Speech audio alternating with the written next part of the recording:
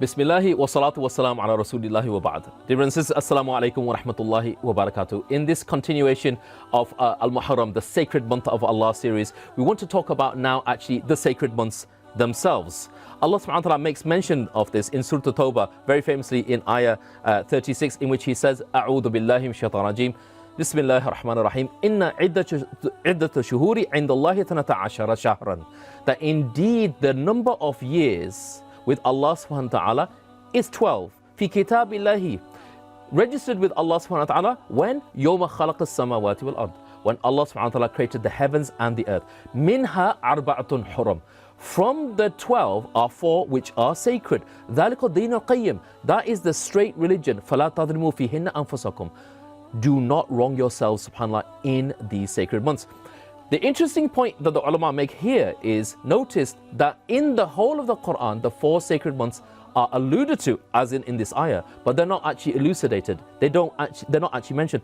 And the ulama will make mention. Why? Because the Quran is immediately linked with the sunnah, the ahadith of the Messenger sallallahu alaihi wasallam. So we cannot understand this ayah without looking at the hadith. So look at the beautiful hadith which is narrated by Abu Bakr radiallahu anhu. This is in Sahih Bukhari.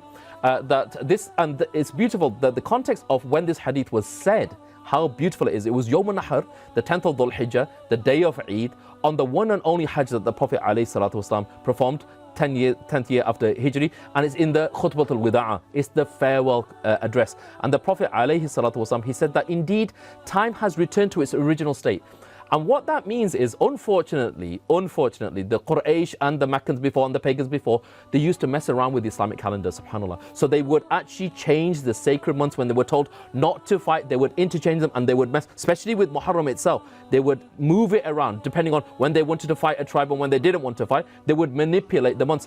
But subhanAllah, by that time, 10th after Hijri, when the Prophet ﷺ spoke about this, the calendar actually had aligned back into its original state. The year is 12 months.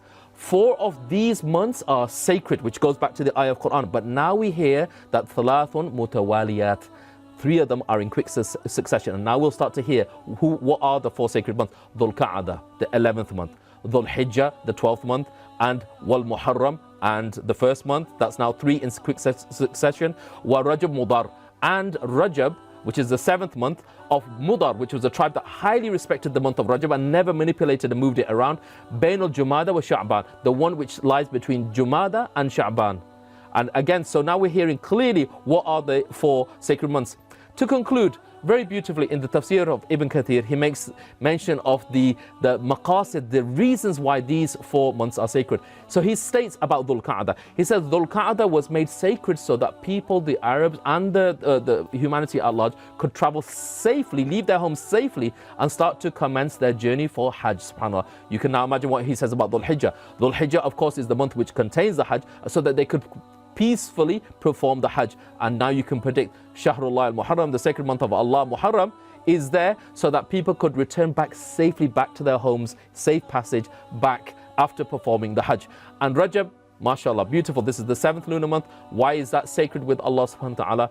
He states here a beautiful reason. He says so that people could perform the Umrah. And even if they were coming from a very long distance, because Umrah maybe takes 3-4 hours, but because they're traveling from large distances, they can travel for almost up to 2 weeks, perform their Umrah, and take another 2 weeks to travel back safely again. These were sacred months in which fighting itself was prohibited, and of course the month of Muharram is one of these sacred months. Jazakallah khair. Assalamu alaikum wa rahmatullahi wa barakatuh.